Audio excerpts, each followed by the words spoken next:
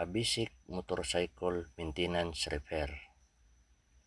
A proper motorcycle maintenance involves the following manufacturer services interval, typically every 2,000 to 3,000 km or 3 months for a periodic maintenance service, PMS. Essential care includes changing the drive chain, bearing, maintaining the correct tire pressure, and regularly checking brake pads and fluid level.